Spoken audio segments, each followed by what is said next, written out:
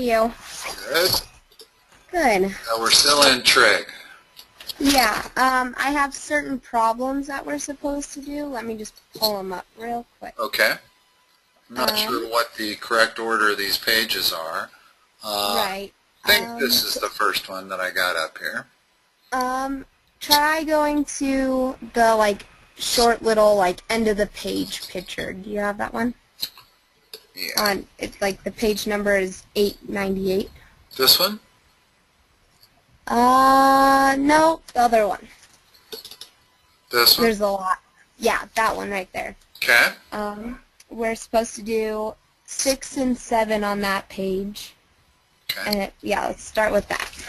All right, hold on. Let me open up my...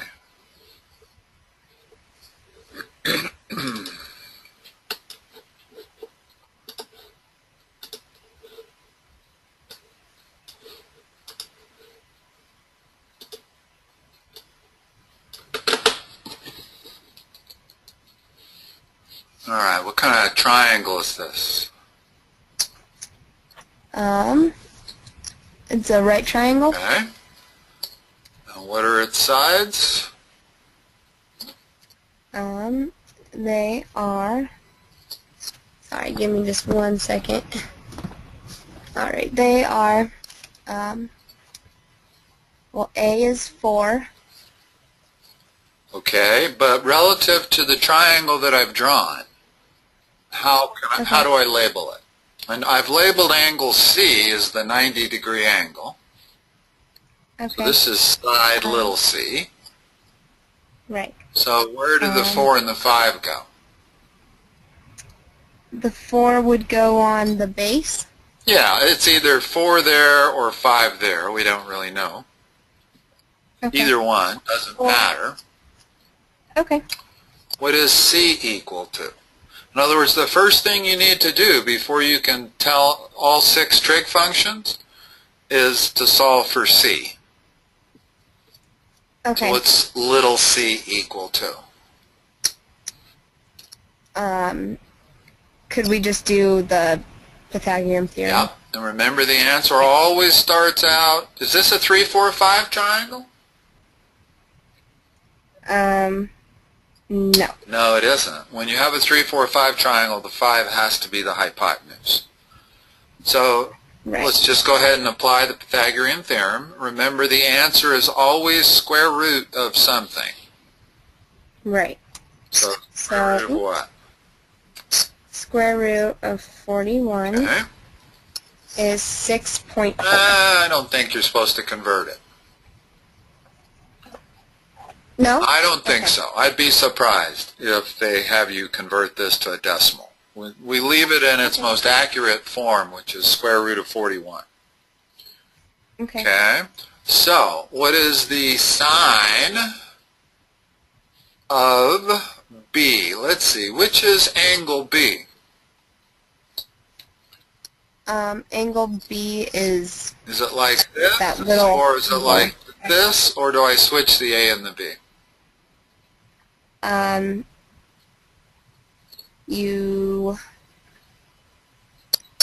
No, it's right. That's correct, because angle B has to be opposite side B. Correct. Okay, so what is the sine of B? The sine of B would be... Give it to me as a ratio, not a decimal. In other words, trig functions are fundamentally ratios. Okay. So would it be sine B is equal to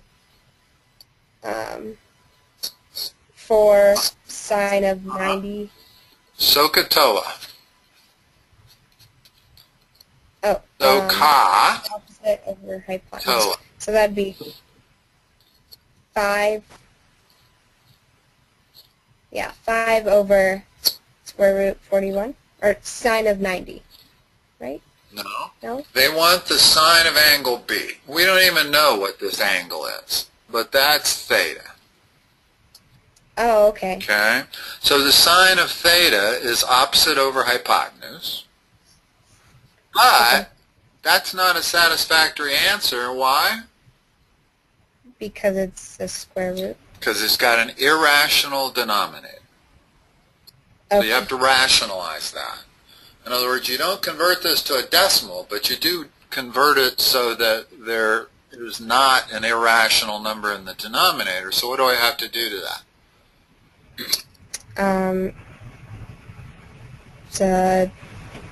How do you rationalize? Do you take the sign of? How do you rationalize that ratio?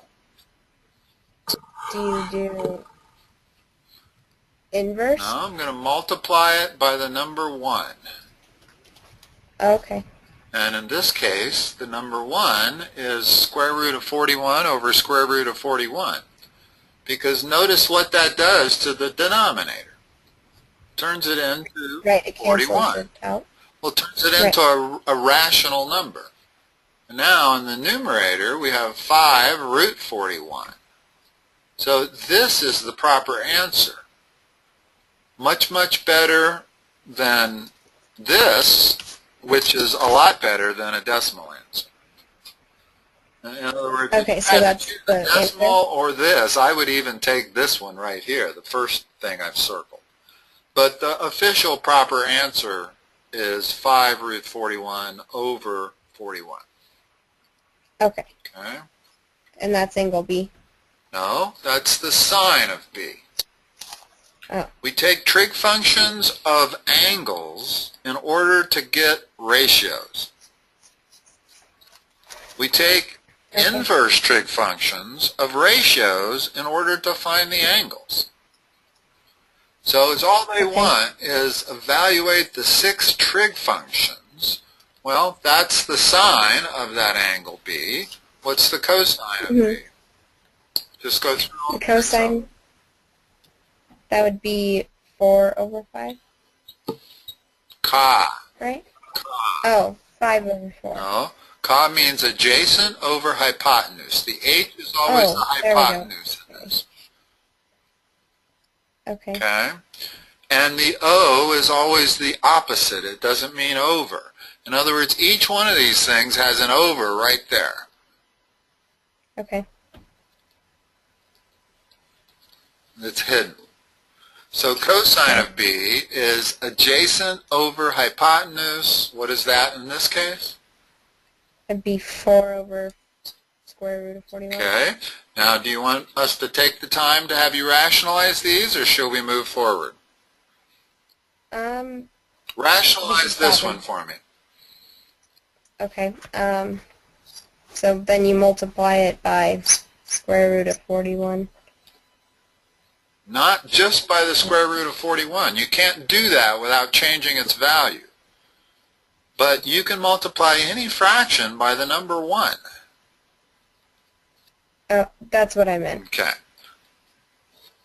And then that would be... You can't do it by just multiplying the denominator by square root of 41. You're not allowed to do that. Right. So it'd be 4 square root 41 over 41. Right. Now, sometimes these reduce. Let me give you another one here just as to let you know. Let's see. If I had 4 over root 2, rationalize that. You multiply it by 1 and be 4 root 2 over 2.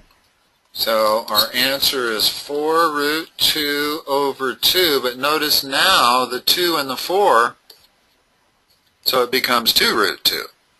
So sometimes in the process of rationalizing that denominator, you turn it into no fraction at all, just a numerator. Okay? So always remember to do that. In other words, you would not want to give 4 root 2 over 2 as an answer. It's not reduced. Right. In our problem, 41 is prime, so we're not going to find a number here that divides into 41, unless it was like 82, and then it would reduce. Okay. What's the tangent of B? The tangent of B would be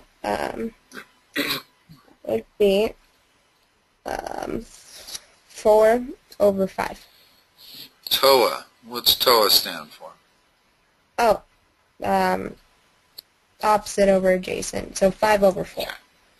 And that's a good answer. You don't want to turn that into 1.25. Right. Trig is all about ratios. So leaving it as an improper ratio is better. Okay, now let's look at the 3 reciprocal functions. If the sine of b is 5 over root 41, what's its reciprocal? 4 over 5. What's the function, the reciprocal of sine? The cosecant. Oh, cosecant. We're not doing the cosecant. We're not doing the other so one. you don't have to do the other 3 then? Right. Just these 3? Mm-hmm. Okay. Let's look at number 7. All of these word problems are merely triangles that they're giving you in a word problem. Mm-hmm. Yeah. In other words, we have our hot air balloon right here. Right. We're standing 50 meters away, so this is 50. Right. And the angle of elevation to the top of the balloon is 28 degrees. So we'll put our little basket. Whoops, I got it drawn backwards, don't I? The basket goes on the bottom. And then there's a string and a thing there. So this is 28 degrees. Right. The height of the balloon we'll call y because it's a vertical measurement. That's what they want you to solve for. So the way to do these is to start out with the trig function on the left and then equals what? So what trig function is going to relate y and 50? Okay. We don't want the sine, because the sine would relate y to the hypotenuse, and we don't know the hypotenuse. Right. So which trig function of the 3 relate the opposite to the adjacent? Tangent. Okay, so what equation can I write? You can write tangent of... That's the way you want to start them, always. Yeah. Okay, equals what? Equals y over 50. Okay, now solve for y. Multiply 50 by both sides. And then get that number out of your calculator. Okay. And then And 50 tangent 26.58. okay, now let's just make sure that that passes. Are you supposed to round it to 2 places? It doesn't matter, I Now don't see, think. in this problem, you need a decimal answer.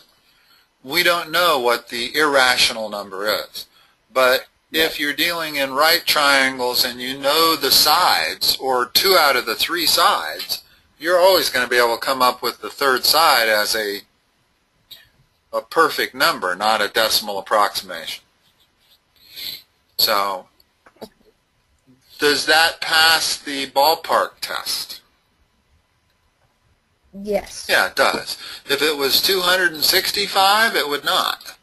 There's no way that could be 265. Not if this is 50 and that's only 28 degrees. So always give it the ballpark test, just to make sure you're not off by a factor of 10, which is easy to do on a lot of problems. All right, which next page do you want to look at? All right, let me double check that again. My friend sent me a picture of the word problems because I was absent one class. So. Okay. Let me just find those. Where'd it go? Oh, it should be on like the next page, so page 899. If you can see it. Well, maybe you can't see it. Yeah, you didn't put page numbers at the top of these, so we'll have to go through each one and you tell me whether we need to do this one or not. Okay. hold on 1 second. I have them right here. I just need to grab them or see them real quick. This one starts at 1, right here. Yeah, okay, so we're supposed to do 18, 19, and then 21 through 24 next. So 18, we're on the right page before. Well, this is 18. You're supposed to do this 18? No, the other 18.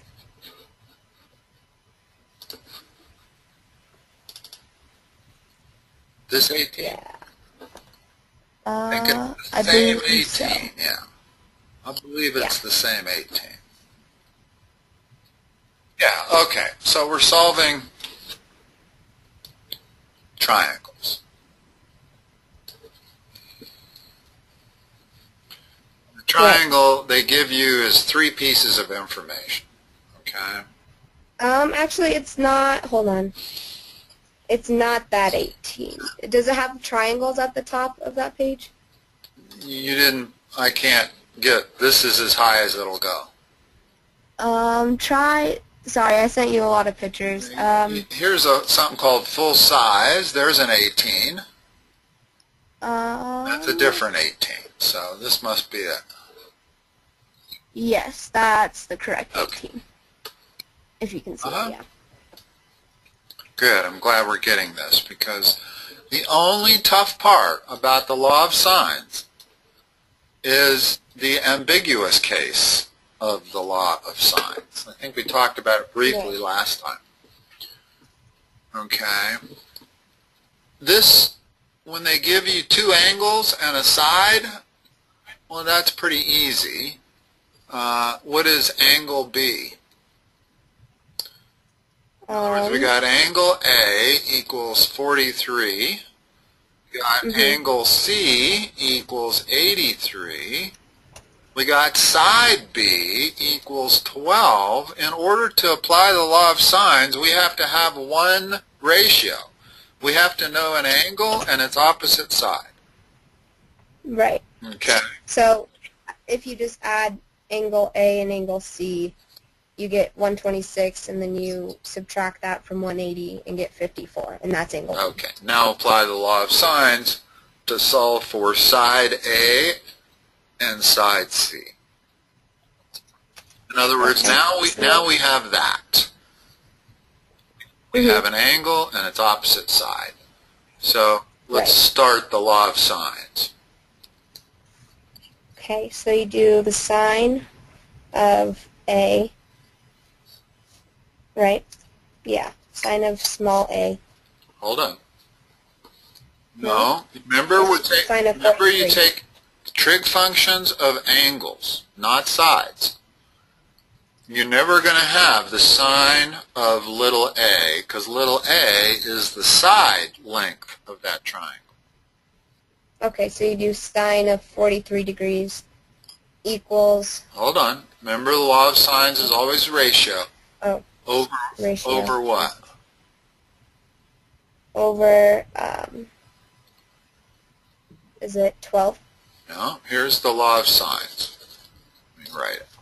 You got the sine of angle A over side A. That's fixed in any triangle.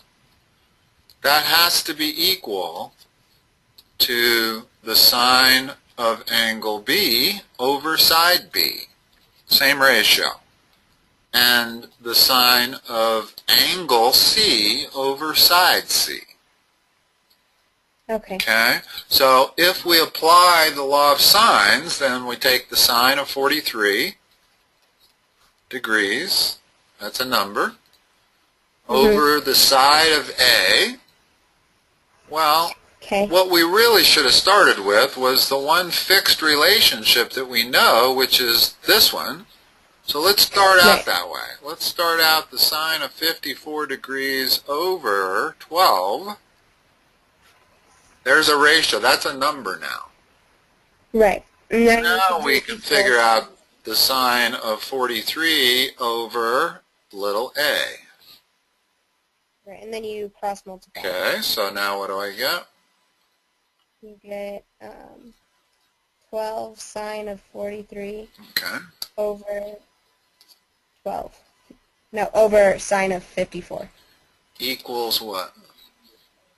Equals, Okay, let me you're plug that in real right, quick. over divided by the sine of 54. You cross Correct. multiply and then divide again. That's Yeah. the way you solve for A. Let's come up with a number. Sine of 4. I got 10.11. Okay, and then now that we have this ratio, we can use it.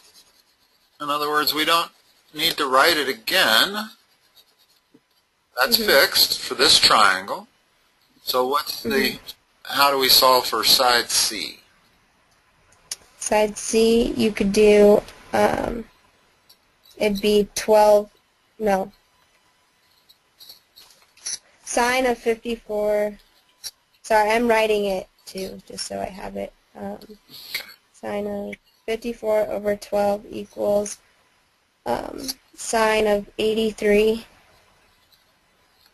over little c. Okay. And you cross multiply. Right. Now, let me give you a little hint that'll make this a little bit easier. What you're solving for, you would rather have in the numerator. In other words, Right. instead of writing it like that, I would be better off if I wrote it like this. And you're allowed to do this. In other words, the law of sines, you can use the reciprocals. As long as you're consistent. Right. Now, why does that make it easier to solve? Because I only have to do one thing. I don't have to cross multiply.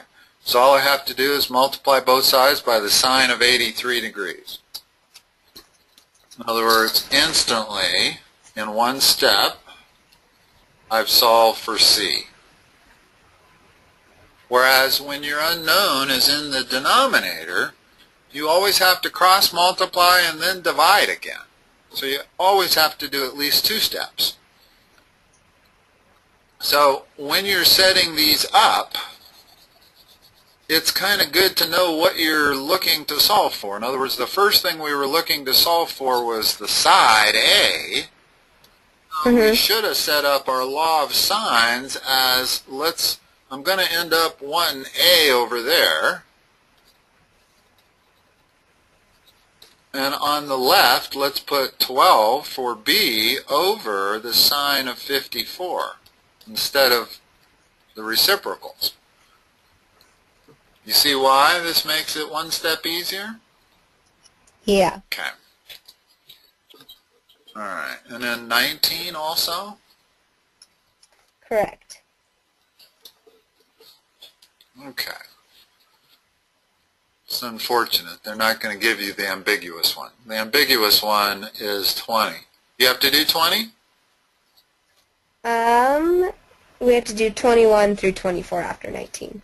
21 is also, no. And when they give you two angles, it can't be ambiguous. The only ones that can possibly be ambiguous are when they give you side, angle. Not side, angle, side, but side, angle, which is 20. Now, 19 is also side, angle, but because angle B is greater than 90 degrees, it cannot be ambiguous. It might have no solution, though. So, let's solve number 19. Okay. We have the one relationship that we need. So what's the first thing we want to solve for? You want to solve for angle C. Okay. So I want sine C on top, like that. Okay. Underneath, I'm going to put that side. And then on the left, let's put the one relationship we know about. So what should I write on the left? You should write, what's it called? You should write 104. Sine of 104. Sine of 104. Over sine, no, just 25. There you go. Now multiply both by 18. In other words, one step. Come up with a number for this. We need it in this case. The 18 sine of 104 divided by 25, and I got 0.69. So 0.69 equals the sine of C. So what's C equal to?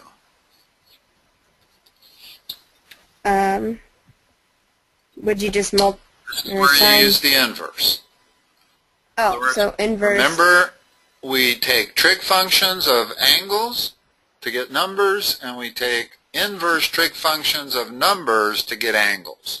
Well, we're trying to solve for an angle. So we're going to have to take the inverse sine of something, and we're going to take the inverse sine of that. But here's one problem, is you've already rounded it off. So when we take the inverse sine of that, we're going to get even more round-off error. So what you really want to take the inverse sine of is this number that you got before you rounded it off. In other words, do you still have that on your calculator? Yes. Can you take inverse sine and then hit enter and it'll give you the answer? Oops. Yeah, and then it didn't let me. Hold on, I gotta redo it. Okay. You don't have to do it all in one step, but once you get the answer for sine of C, then just take inverse sine of answer and it'll give you the angle. Now, is your calculator set to degrees or radians? I don't know. Is it a TI-84? Yeah. Let me show you how to check.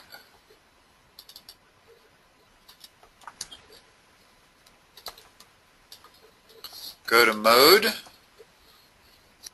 The third row, it tells you radians or degrees. I'm in degrees. I'm in degrees. Okay. Okay, so hold on. Give me 1 second.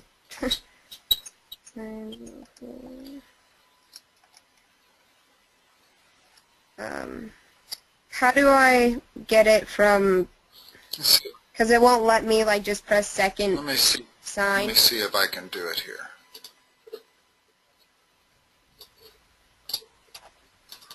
So I'm going to do 18 times the sine of 104 divided by 25. I'm going to hit enter, and now I'm going to take the second inverse sine of that answer. Is that what yours did? Yeah, see, that's what it was doing to me. But I just ended up typing the whole number that I got previously, and I got 44.31. Okay. As long as you take these numbers and round it off to maybe 5 decimal places, you'll be okay. But when you round this off to just 2, notice what you're losing when you do that. An 8/6. In other words, we really dropped a lot of decimals. So it would dramatically affect the answer. Okay, and then of course you have to round off your angle that you get. Now how come I can't do the inverse sine of the answer? Oh, because here's what I need to do. I need to do inverse sine, and then see down here where it says answer, and I need to hit second, answer, enter. That's how you do it. Oh, okay. Okay? Okay. All right.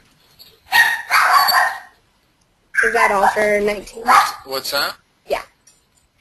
That's all for 19, right? Yes. Okay. And since we came up with a regular angle, then we know it's a possible triangle. Notice the hints. It says some may have no solution, some may have 2 solutions. No solution happens when you get to a point where you're solving by the law of sines and you get an answer like this. Right.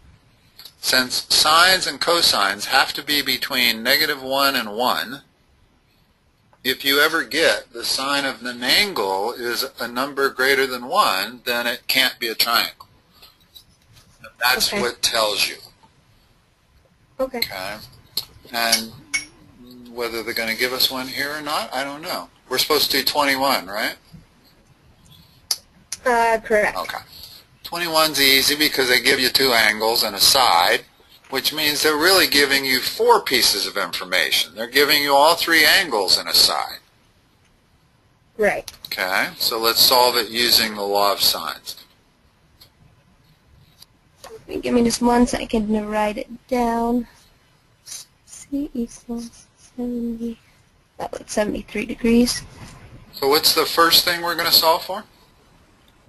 We're going to solve for side C. Okay, so let's put, and I can even write it on the left. Okay. So tell me the rest of this. C. Okay, so you do C equals. No, let's lay it out using the law of sines, which means C, some ratio is equal to some other ratio. Sine of 73 equals 60 over sine of 7, or Make sure that if we're going to flip these occasionally, 20 over. Yeah, always make sure you don't get it reversed. That's the only disadvantage of using some flexibility on which way you do these. In other words, this makes it easier because I've got my unknown in the numerator, but it leaves open a greater possibility that you can get these reversed, which would be death. You know, you're not going to get the answer right, at least. So what is that equal to? What's that number? 20 sine of 73 over sine of 60. Uh-huh. Sine of 73 divided by sine of 60. And I got 22.08. Okay. And then what's the next thing we need to solve for? You need to solve for A. Both angle A and side A. So first of all, let's solve for angle A. Okay. In other words, if we don't have either one, we can't use the law of sines. Right. We've got to have one of them. We've got our ratio here because here's angle B and here's side B. But we don't have angle A and side A, either one yet. So what's angle A? Angle A is theta? No, they gave us 2 angles. They gave us B and C. Oh. And there's a third angle, A. All of these are ABC triangles. So what's angle A? Angle A equals, Remember, if they give you 2 angles, they are giving you the third one. Also, oh, you add the, you sorry, go. one moment. Plus 73 equals 47.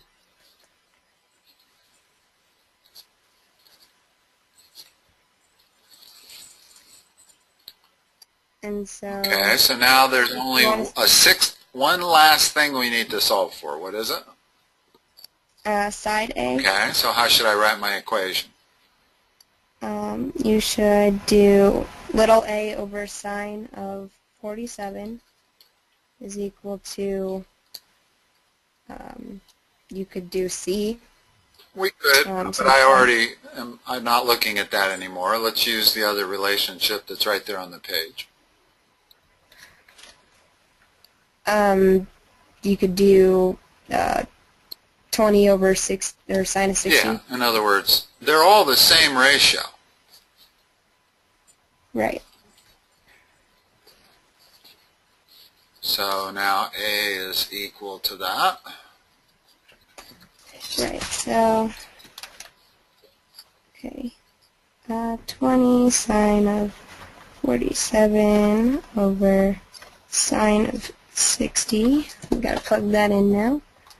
20 times sine of 47 divided by sine 60. I got 16.88. Okay. And one last check, make sure that the smallest angle is opposite the smallest side, and that the largest angle is opposite the largest side. Right. Is it? Yes. Okay. And when they give you two angles, it cannot be an ambiguous. In fact, it can't be, if they give you two angles and a side, it can't even be a no solution. That's always going to have a solution.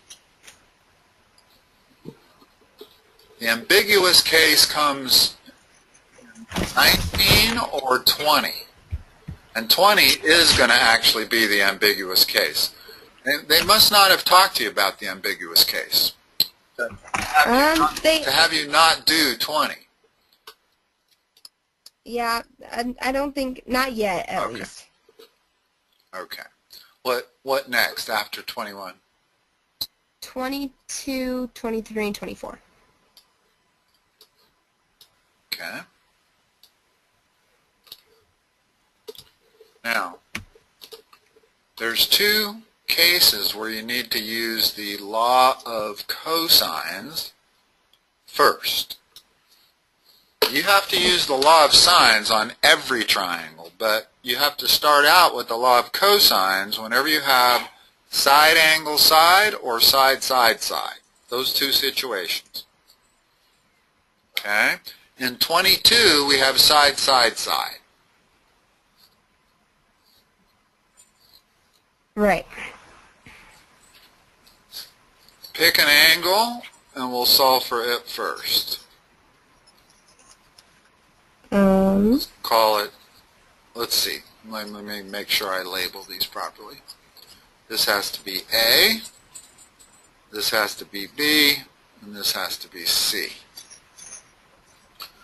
So, using the law of cosines, there's no particular difference between A, B, or C. We can start out solving for any of them. Let's solve for A. Okay. So what equation is going to allow me to solve for A? You do A over cosine. Well, let's start out. Let's look at the law of cosines. The law of cosines looks like this. Starts out similar to the Pythagorean theorem. Okay. Notice. Oh, I remember this. Okay. And this angle is always the angle that's opposite this side. So there's three laws of cosines. The second one is if you're solving for b squared, or b, then it's the other two sides, cosine of b. And if you're solving for c, it's a squared plus b squared minus 2ab cosine of c. Okay, so the first one we're going to use, because we're trying to solve for angle A. We could solve for angle B as the first one, but we might as well do this. So plug in everything and let's solve for angle A. Okay, so that would be 19 squared equals 11 squared plus 14 squared minus 2 times 11 times 14 times cosine A. There's only one variable in that, A. So let's put numbers on all of these, and then now it's just an algebra problem. Okay, so 19 squared plus, What is it? So I'll go ahead and write these numbers down. 19 squared equals 361. Okay. 361 equals 11 squared That's what, plus 14 squared 14 squared, 196. minus, yeah, I believe so. Okay. 14, okay. What are these three numbers multiplied together? That'd be 2 times 11 times 14. That would be 308. 308? Yes. Cosine of A. Okay. Now, what's the next step in solving this? Add 121 and like that whole thing together. And then do what? Divide. Yeah. Subtract it from both sides. Oh, subtract. We're going to divide after that. But first of all, we got to move this number to the other side of the equation. Okay, and that equals 9, so then you subtract 9. What do you mean that equals 9? 121 plus 196? Oh, that's all you...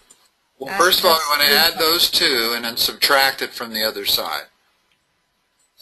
Oh, okay, so just 317. Okay, now subtract 317 from both sides. 1 minus 3 equals 44. Equals minus 308 cosine A.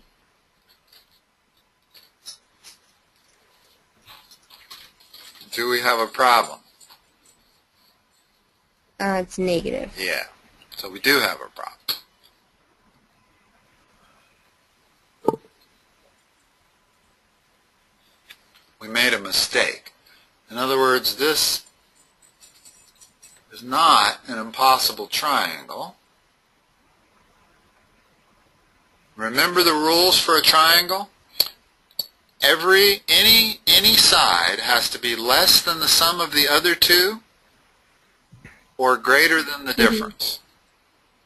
Well, 19 is less than the sum of 14 and 11. 11 is less than the sum of those two. 14 is less than the sum of those two. And all three sides are greater than the difference of the other two. So we have a triangle here. So when we come up with a negative, that's a problem because we've made a mistake somewhere. Don't you add 121 plus 196 and then subtract 308? And that's how I got 9. That's what I was doing. No. Because the 308 is in front of the cosine of A. So when it's time to deal with it, we're going to divide both sides by negative 308. Oh, okay. Hold on a second, though. I'm doing something wrong. I just can't put my finger on what it is.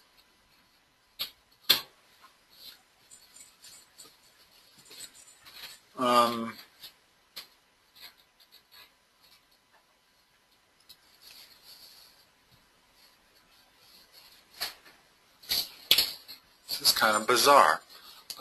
Let's go back and solve for angle B and see. I'm not sure what's going on, but I can see that it won't happen if we start out by solving for angle B. So let's put cosine of B at the end, and we're going to have 11 squared equals 14 squared plus 19 squared minus 2 times 14 times 19. Okay, and now that's going to give us what? 121 equals 196 plus, what'd you say that was? 361? 196, 19 squared, oops, 361. Okay, and now 2 times 14 times 19? 2 times 14 times 19 is 532. Cosine of B. Now, these two add to,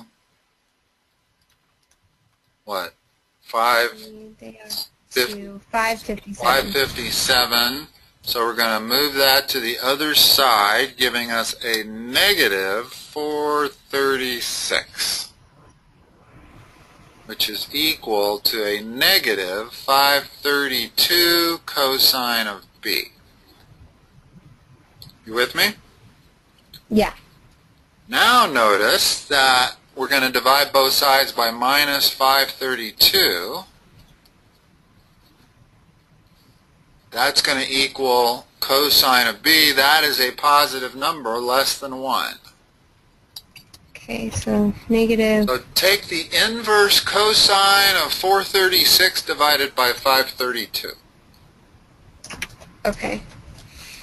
So inverse cosine of negative. Do I put the negative? You don't need it. You know it's positive. In other words, these negatives cancel one another out. 436 divided by 532, and you will need the ending parentheses. 43 or 34.96. Really? Yeah, 34.96. Okay. I'll buy that. Okay. Now that we have angle B, we solve the rest of this triangle using the law of sines.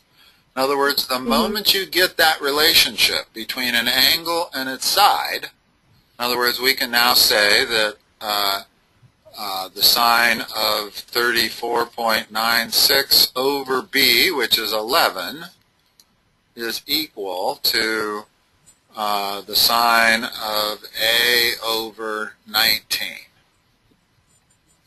Okay. Okay. In other words, whenever you use the law of cosines, you finish the problem with the law of sines. The law of cosines is only used to get that very first relationship. Right. All right. How many more problems do you have to do? Let's see. We have 23, 24. What else? Hold on. Let's go on then, because you know how to solve this, right? Yeah. In other words, multiply both sides by 19 and then take the inverse sine of that quantity. Right. Okay. Let's go on and get them set up, because setting them up is the problem. Almost always.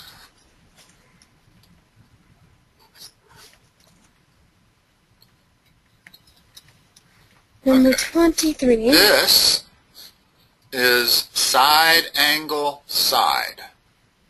In other words, they do not give us side B. They only give us angle B. And they give us side A. We'll call this A up here, this C down here. So A is 20, C is 17. Notice why this is side angle side.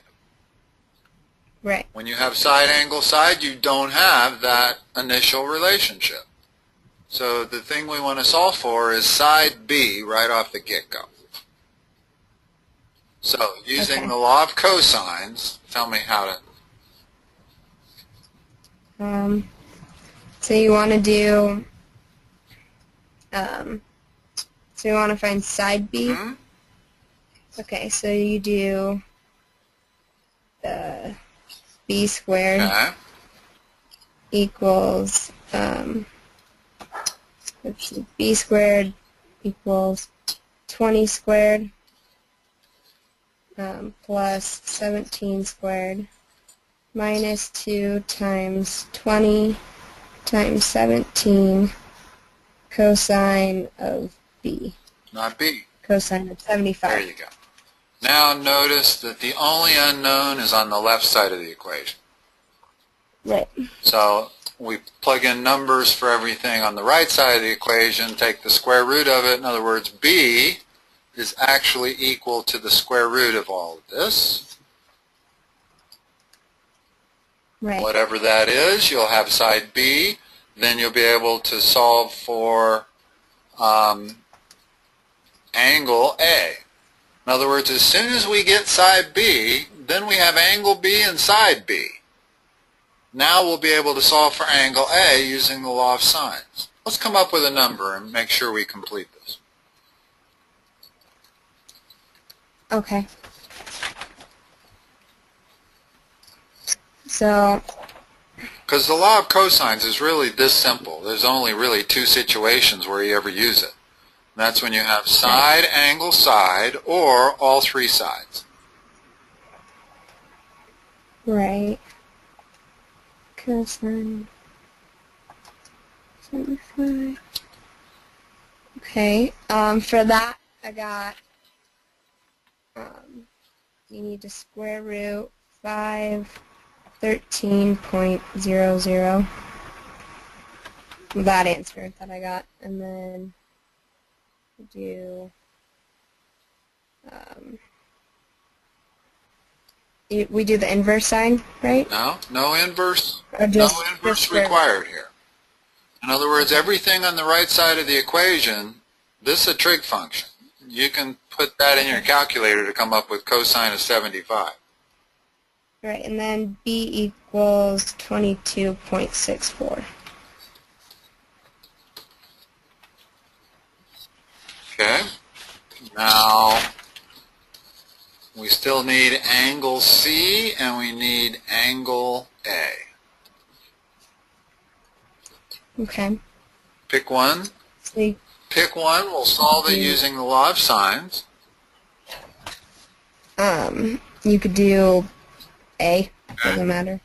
So angle A. So I'm going to put the sine of angle A on top. Okay. Over side A, so that would be 20, equals sine of 75. That's 75 over 22.64. Okay. 20 sine 75 over 22.64. Okay, let me plug that in. 20 times, 20 sine of 75 divided by 22.64. I got 0.853. And then we take the inverse sign of that, Exactly. Right?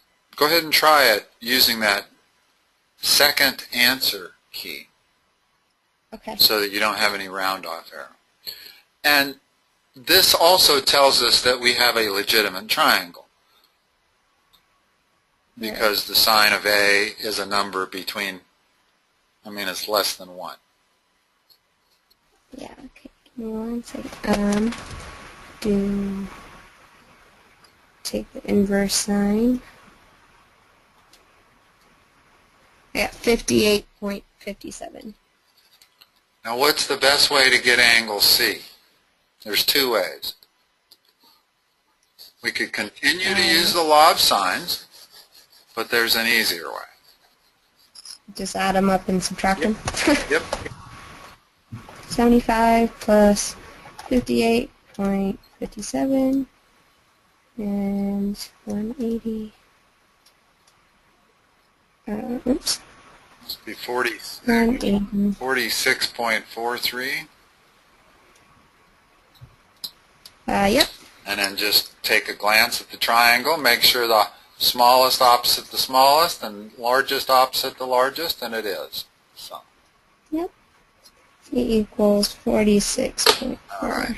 We got one more here, 24. Yeah. Now 24 is basically the same as 22. It's side, side, side. Okay. And that doesn't necessarily mean it's a triangle, because it might violate those rules. But I don't see any obvious violations. every side is less than the sum of the other two, and every side is greater than the difference of the other two. Right.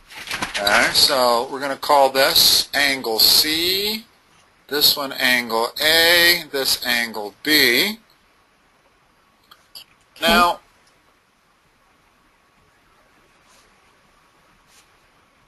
why in the world, I didn't know this, that you don't want to start out solving for the biggest angle first. Right. I don't know if that's always the case, but I think it would be. Yeah. Because you're always going to end up with 39 squared, and that squared plus that squared. No, that squared plus that squared should be less than 39 squared. We should be able to solve for side C. Let's do it. Okay. So lay it out for me. So that'd be 39 over... Squared. Remember, we're not using the law of sines. We're using the law of cosines. Right. 39 squared equals 35 squared plus 30 squared. I think we just did our math wrong the other time. Yeah. Minus 2 times 30, or 35 times 30 equal, or cosine of C. Okay. Yeah. And the question is the sum of those two ever going to be less than this? I don't think so. And if it is, it's probably an impossible triangle. Right. Because you need the sum of these two to be greater than that so that we'll produce a negative number when we move it over. So what do we get? What's 39 squared minus 35 squared minus 30 squared? Wait, what? We'll do all of these, and then let's do the algebra. 39 squared is what? 39 squared is 1,521. 35 squared? 1,225. Add those two numbers and subtract it from 1521. What do we get? 155 plus 900 is, so 1,521 minus 2,125, and that's 2125, negative 604. Should always be negative at this step, because we got a negative over here always. In other words, this is always positive, that's always positive, that's always positive. So we need a negative on both sides of the equation. Well, 2 times 35 is 70, times that's 2100. Cosine of C. Now what? You divide by negative 2,100. That's negative cosine of C. So C is equal to the what? And then you do the inverse sign, right? Inverse cosine. Oh, inverse cosine. Of this number. 59.77. So we've solved for angle C. And I think, I don't want to waste the time by looking at that other one, but I think our arithmetic was just off. Okay, I can fix it. Okay. Well, we ended up solving it by just starting with a different angle. But I don't think you ever have to do that. I think you can start with any of the three angles, and that always has to work, unless it's an impossible triangle. In other words, if I gave you a triangle like this, where it was 4, 5, and 9, that's an impossible triangle. Because remember, 9 has to be less than the sum of the other two, and it isn't here. So if I gave you this triangle and said solve it, you would run into some impossibilities in your attempt to solve it. You would get, the cosine of c equals 1.1 or something like that. Right. So if it's an impossible triangle, it'll show up when you go to solve it. Okay. Whether you're using the law of cosines or the law of sines, it always shows itself if you don't notice it to begin with. Okay. All right. Well, thank you so much. All right, Taryn. I'll talk to you next Monday. All right. Sounds good. Have a good week. You too. Bye-bye. Bye.